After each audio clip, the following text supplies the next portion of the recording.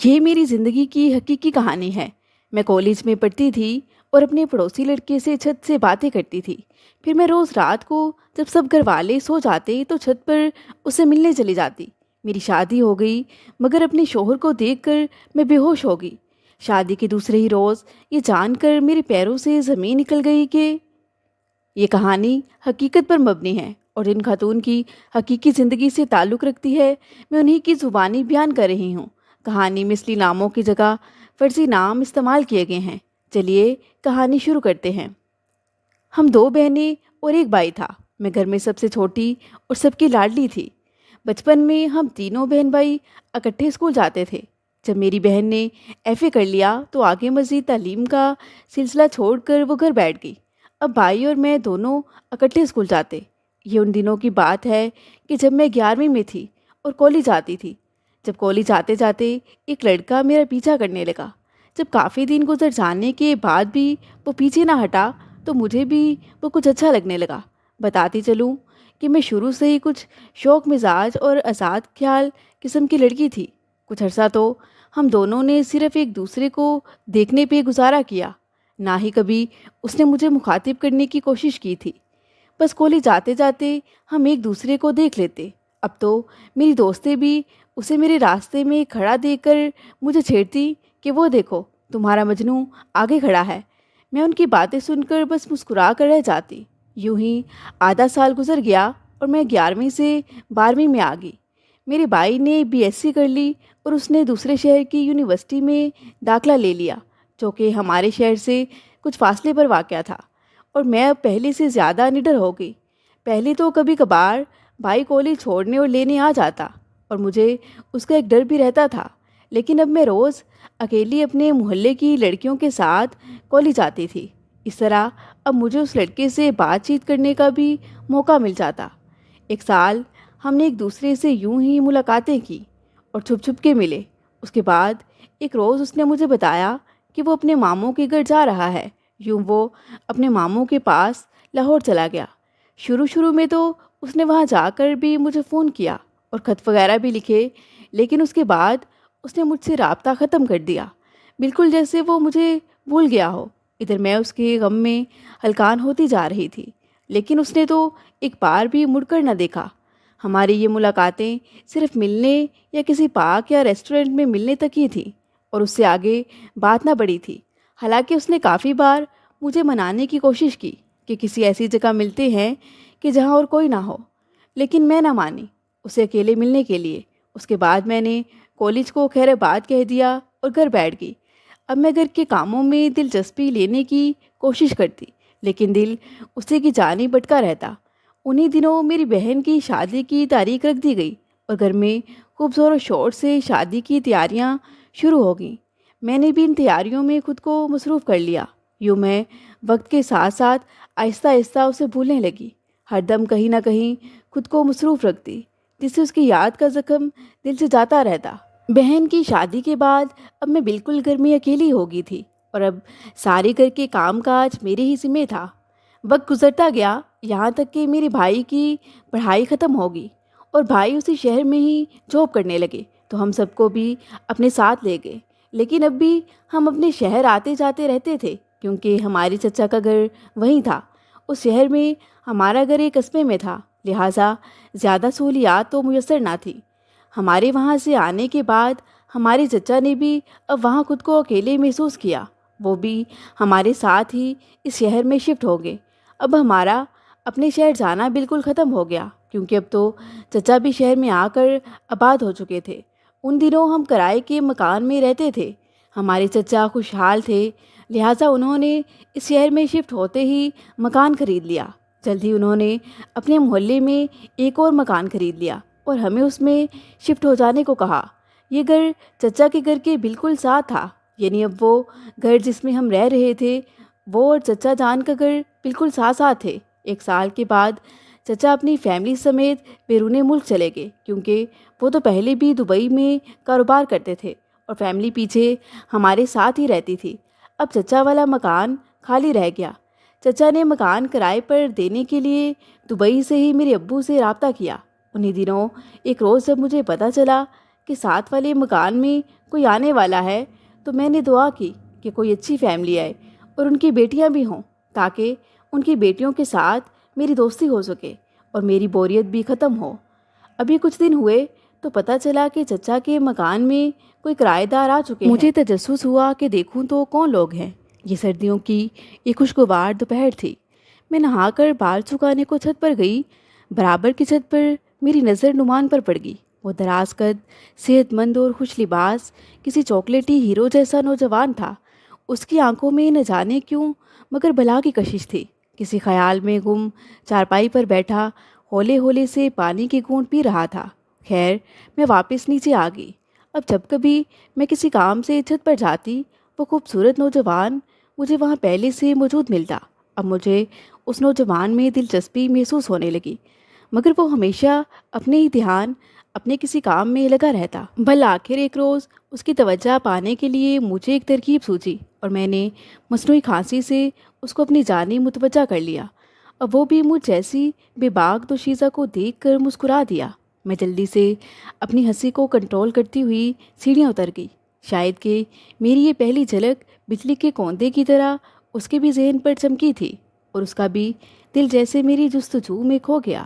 اب اسے بھی یہ تو معلوم ہو گیا تھا کہ پڑوس میں ایک جوان لڑکی رہتی ہے اور اب اسے مجھ تک رسائی کا کوئی رستہ تلاش کرنا تھا۔ اگلے چند دن میں چھت پر نہ گئی، مگر شاید اس کا دل اب میرے لیے بے تاب ہو چکا تھا۔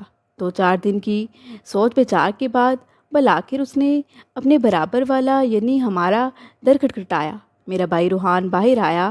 اس نوجوان نے بتایا کہ میرا نام نعمان ہے اور میں آپ کا نیا پڑوسی ہوں۔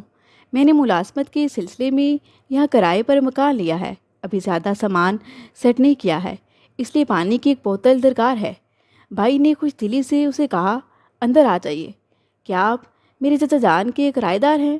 وہ نوجوان کہنے لگا، جی ہاں، وہ دراصل میرے والد کے دوست ہیں۔ بیرون ملک جانے کے بعد انہوں نے اپنا گھر رینٹ پر ہمیں ہی دیا ہے۔ روحان بھائی کہنے لگے، یہ تو اچھی بات ہے کہ عرصہ بعد مکان پھر سے آباد ہو گیا ہے۔ روحان بھائی اسے بیٹھک میں بٹھا کر اندر آیا اور مجھ سے کہا کہ ساتھ والے گھر سے ایک مہمان آیا ہے، 2 کپ چائے بنا دو۔ میں پہلے ہی سمجھ چکی تھی کہ یہ وہی مہمان خاص ہے کہ جس کی ایک جھلک کافی بار میں چھت پر دیکھ چکی تھی۔ میں نے بڑی خوشی اور بڑے اہتمام سے الائچی والی چائے بنائی اور پھر ٹرے میں سجا کر ساتھ چھوٹی چھوٹی پلیٹوں میں بسکٹس اور کیک بھی رکھ دیے۔ بیٹھک کے دروازے کے پاس کھڑے ہو کر بھائی کو آواز دی تو وہ ٹرے مجھ سے لے کر چلا گیا۔ نعمان نے چائے پی کر بھائی کا شکریہ ادا کیا اور جانے کی اجازت طلب کی۔ روحان بھائی نے بھی کہا کہ جب تک آپ کی فیملی نہیں آ جاتی، جس شے کی ضرورت ہو بلا تکلف مانگ لینا۔ آپ ہمارے چچا کے دوست کے بیٹے ہو، سمجھو کہ یہ آپ کا ہی گھر ہے۔ نعمان یہ سن کر بہت مشکور ہوا اور جی ہاں جی بالکل کہتا ہوا چلا گیا۔ اب روحان بھائی اور نعمان میں اکثر ملاقات رہنے لگی۔ رفتہ رفتہ دونوں میں کچھ دوستی ہو گئی۔ روحان بھائی نے پڑوسی جان کر تو نعمان نے خاص مقصد کے تحت اس دوستی کو آگے بڑھایا تھا۔ ایک روز میری والدہ کے پوچھنے پر اس نے بتایا کہ وہ یہاں اکیلا ہی رہے گا۔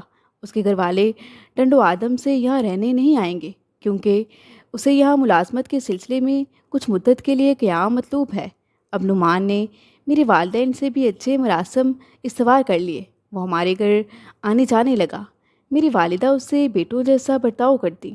اس کی تنہائی کا خیال کر کے میری والدہ اکثر اسے کھانا تک بھجوا دیتی کہ پردیسی ہے، گھر کے کھانے کو ترستا ہوگا۔ ان کا کہنا تھا کہ جب کنبہ ساتھ نہ ہو تو بیچارے ملازمت پیشہ دوسرے شہر میں بہت سے مسائل سے دوچار رہتے ہیں، جن میں ایک مسئلہ کھانے کا بھی ہوتا ہے۔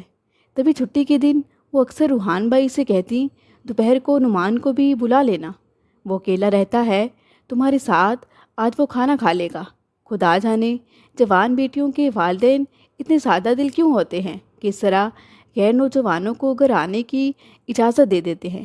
اس آنے جانے میں کئی بار میرا اور نعمان کا آمنا سامنا ہوا تو پسندیدگی کے جذبات کو اور ہوا ملی۔ رفتہ رفتہ دلوں کی حالت ایسی ہو گئی کہ ہم ایک دوسرے سے ملاقات کے طلبگار رہنے لگے۔ اب میں بہانے بہانے سے چھت پر جانے لگی، مگر اس سے ملاقات شاذ و نادر ہی ہو پاتی تھی۔ صبح نعمان ڈیوٹی پر چلا جاتا اور شام کو میں چھت پر نہیں جا سکتی تھی کہ تب روحان بھائی اور میرے والد صاحب گھر پر ہوتے تھے۔ البتہ وہ شام کو چھت پر ضرور آتا تھا، مگر تب میرے لیے چھت پر جانا نہایت محال تھا۔ ایک روز چھٹی والے دن جب باپ اور بھائی دونوں گھر پر نہ تھے، میں دل پر ہاتھ رکھ کر اوپر چھت پر گئی تو نعمان کو اپنی چھت پر ٹہلتے پایا۔ آج ہم دونوں کو جی بھر کر باتیں کرنے کا موقع مل گیا۔ ہم نے خوب باتیں کی۔ اس ملاقات پہ ہم دونوں میں یہ طے پایا کہ رات کو جب گھر والے سو جایا کریں گے تب میں چھت پر آیا کروں گی۔ اب یہی ہونے لگا۔ میں رات کو چھت پر آتی اور اس کو اپنا منتظر پاتی۔ وہ تنہا رہنے سے پریشان تھا اور والدین اپنے آبائی علاقے میں مقیم تھے، جس کا ذکر وہ بڑی عقیدت سے کرتا تھا۔ اس نے بتایا کہ وہ اپنے والدین کا اکلوتا بیٹا ہے اور اس کی 4 بہنیں ہیں۔ اب جب سردیوں کی راتوں میں سب گھر والے لحافوں میں دبکے ہوتے، ہم دونوں موسم کی کیفیت سے بے خبر ساری رات چھت پر گزار دیتے۔ یہ ایسا جذبہ تھا کہ دسمبر اور جنوری کی ٹھٹھرتی راتوں میں بھی سردی ہمارا کچھ نہیں بگاڑ سکتی تھی۔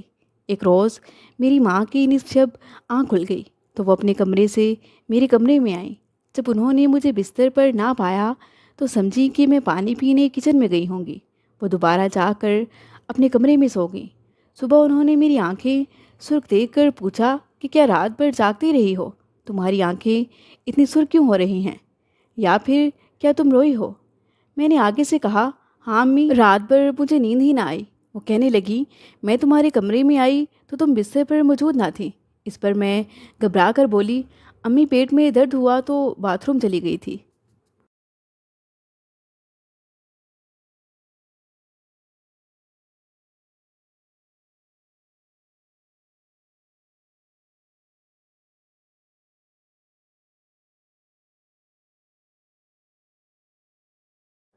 امی کہنے لگیں، اگر تکلیف تھی تو مجھے جگا لیا ہوتا۔ میں نے کہا، امی بس معمولی تکلیف تھی، اب ٹھیک ہوں میں۔ خیر گزری کہ ماں نے واش روم میں نہ جھانکا تھا۔ پھر چند روز بعد ایک بار پھر میری امی کو آدھی رات کو گھبراہٹ محسوس ہوئی تو وہ میرے کمرے میں آئیں، لیکن دیکھا تو میں کمرے میں موجود نہ تھی۔ تاہم واش روم کی لائٹ چل رہی تھی اور دروازہ بند تھا، اور میں نے ایسا جان بوجھ کر رکھا تھا، لہٰذا انہوں نے یہی سوچا کہ بیٹی واش روم میں ہے۔ وہ پلٹ کر اپنے کمرے میں جا کر سو گئی۔ تاہم اب وہ چوکنی ہو گئی۔ اگلے روز انہوں نے شوہر سے کہا کہ الینا بڑی ہو گئی ہے، اس کی شادی کا سوچو۔ جب سے اس کی بڑی بہن کی شادی ہوئی ہے یہ تنہائی سے بیمار سی نظر آنے لگی ہے۔ ابو کہنے لگے، ٹھیک ہے، کسی دن سفورہ آپا کے گھر چلتے ہیں اور بات چیت کر لیتے ہیں۔ ان کا ہماری طرف ارادہ تو ہے ہی، اس لیے شادی کی تاریخ طے کر آئیں گے۔ بتاتی چلوں کہ میری خالہ نے میرا رشتہ طلب کر رکھا تھا۔ امی تو پہلے ہی راضی تھی، لہٰذا دونوں بہنوں کا ارادہ جلد شادی کرنے کا تھا۔ تبھی انہی دنوں میرے والدین میری شادی کی تاریخ مقرر کرنے بدین چلے گئے۔ گھر میں اور روحان بھائی ہی تھے۔ یہ بڑی اہم بات تھی۔ میں نعمان کو اس اہم خبر سے آگاہ کرنے کو بے قرار تھی۔ جب رات کو بھائی سو گیا تو میں چھت پر گئی، مگر وہاں نعمان کو نہ پایا تو اب سوچو بچار میں تھی کہ کیا کروں۔ آخر ہمت کر کے اس چھوٹی سی دیوار کو پھلانگ کر چھت سے سیڑھیاں اتر کر چچا کے آنگن میں پہنچ گئی۔ نعمان اپنے کمرے میں سو رہا تھا اور اس کا دروازہ کھلا ہوا تھا۔ میں دبے قدموں اس کے قریب جا کھڑی ہوئی اور ہولے سے اس کا بازو ہلایا۔ وہ فوراً اٹھ بیٹھا۔ نیلے بلب کی ہلکی سی روشنی میں حیرت سے مجھے دیکھنے لگا، جیسے کوئی خواب دیکھ رہا ہو۔ میں نے ہمت کر کے کہا کہ میں آئی ہوں الینا۔ نعمان آنکھیں کھولو اور میری بات سنو۔ وہ آنکھیں مسلتے ہوئے کہنے لگا، ہاں بولو، میں سن رہا ہوں۔ اب کہ اس نے آنکھیں مل کر پوری طرح اپنے خوابیدہ حواس بیدار کیے، مگر جیسے اس کو اب بھی یقین نہیں آ رہا تھا کہ میں حقیقت میں اس کے سامنے کھڑی ہوں یا کہ یہ کوئی خواب ہے۔ میں نے کہا، آج آپ چھت پر نہیں آئے تبھی مجھے یہاں آنا پڑا ہے، بہت ضروری بات بتانی ہے آپ کو۔ وہ کہنے لگا، میں اوپر گیا تھا، کافی انتظار کیا مگر تم ہی نہیں آئیں، اس لیے میں انتظار کر کے واپس آ کر بستر پر لیٹا تو مجھے نیند آ گئی۔ آج دفتر میں کام بہت تھا اس لیے تھک گیا ہوں۔ میں نے اس کی بات کو نظر انداز کر دیا۔ میں یہ بتانے کو بے قرار تھی کہ والدین میری شادی کر رہے ہیں۔ جب اسے بتایا تو وہ کہنے لگا، کیا تم مذاق کر رہی ہو؟ میں نے کہا، نہیں، میں سچ کہہ رہی ہوں، وہ میری تاریخ لینے گئے ہیں۔ وہ پریشانی سے کہنے لگا، اب ہم کیا کریں؟ تم شادی سے انکار کر دو۔ میں نے کہا، یہ کیسے ہو سکتا ہے؟ تم اپنے والدین کو بلواؤ اور ان سے جلد بات کرو۔ وہ کہنے لگا، علینا یہ بھی اتنی جلد نہیں ہو سکتا، مجھے چھٹی ملے گی تو ٹنڈو آدم جاؤں گا نا۔ وہ مجھے کہنے لگا، تم نے پہلے مجھے کیوں نہیں بتایا؟ میں نے کہا، مجھے معلوم ہی نہ تھا کہ امی ابو اچانک خالہ جی کے گھر چلے جائیں گے تاریخ لینے۔ خالہ نے میرا رشتہ ضرور مانگا تھا مگر ابو نے تب ہاں نہیں کی تھی، مگر اب اچانک یہ سب ہو گیا ہے۔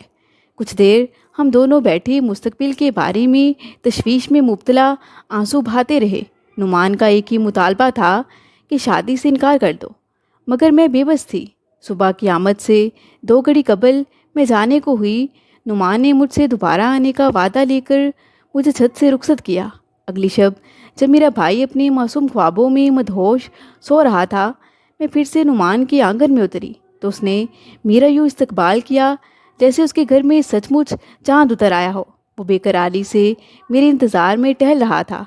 ہم دیر تک بیٹھے، زندگی بھر ساتھ نبھانے کے وعدے کرتے رہنے کے بعد صبح صادق سے قبل میں اپنی چھت پر سے گھر واپس آ کر اپنے بستر پر ڈھہ گئی۔ اب یہ چوری چھپے کی ملاقاتیں نہ تھیں، بلکہ یہ ایک دلدل تھی جس کا دروازہ پیار کا جھوٹا فریب تھا، اور میں اس دلدل میں دھنستی چلی گئی۔ یہ سلسلہ تب تک جاری رہا جب تک کہ میرے والدین خالہ کے گھر سے لوٹ کر نہ آ گئے۔ میری شادی کی تاریخ طے ہو چکی تھی، لہٰذا شادی بھی ہونا ہی تھی۔ نہ تو میرے بس میں تھا کہ شادی سے انکار کر دیتی، اور نہ نعمان ہی کوئی ایسا قدم اٹھا سکتا تھا کہ جو اس شادی کو روک لینے کا باعث ہوتا، کیونکہ اس کا کہنا تھا کہ اتنی جلدی وہ اپنے گھر والوں کو کیسے منائے۔ میں نے اسے پہلے کہا کیوں نہ کیا، یا پھر یہ کہ میں ابھی شادی سے انکار کر دوں تو اسے اپنے والدین کو منانے کا وقت مل جائے گا۔ اب گھر میں میری شادی کی تیاریاں ہونے لگیں۔ مقررہ وقت پر میں بوجھل دل کے ساتھ دلہن بن کر فراز کی ڈولی میں روتی دھوتی بدین روانہ ہوگی۔ میرا یہ خالہ زاد فراز اچھا انسان تھا اور مجھ سے محبت کرتا تھا، لیکن میرے دل کے چاند کو گرہن لگ چکا تھا۔ میرا دل صاف سلیٹ کی طرح نہ رہا تھا، اس پر کسی اور کا نام کنندہ ہو چکا تھا۔ میں خلوص کے ساتھ اپنے شوہر کی نہ ہو سکی، بلکہ نعمان کی پرچھائی کی یاد میں گلنے لگی کہ جو مجھ سے دور بہت دور جا چکا تھا۔ کچھ دن تو بے چین سی نعمان کو یاد کر کے روتی رہی۔ فراز نے مجھے خوش رکھنے کی حتی الامکان کوشش کی، مگر میں اپنے جیون ساتھی کے اخلاص کو نہ سمجھ سکی۔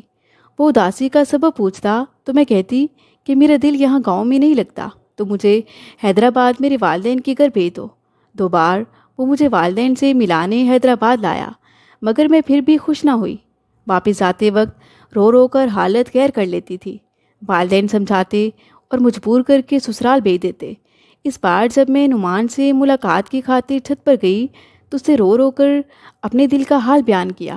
وہ بھی کچھ کم پریشان نہ تھا۔ اس نے مجھے حوصلہ دیا اور کہا کہ اگر تم اپنے شوہر کے ساتھ خوش نہیں ہو تو اسے طلاق لے لو، میں تمہارے ساتھ شادی کر لوں گا۔ تمہارے بغیر چین تو مجھے بھی کہیں نہیں ہے۔ لہٰذا اب میں نے کچھ اور دل میں ٹھان لی تھی۔ اگلی بار جب میکے آئی تو شوہر پر نقصدار ہونے کا جھوٹا الزام لگا دیا۔ میکے سے واپس سسرال جانے پر کسی تو راضی نہ ہوئی۔ فراز مجھے لینے آئے تو جانے سے انکار کر دیا اور اپنے والدین کے سامنے ان پر جھوٹے الزامات دھر دیے۔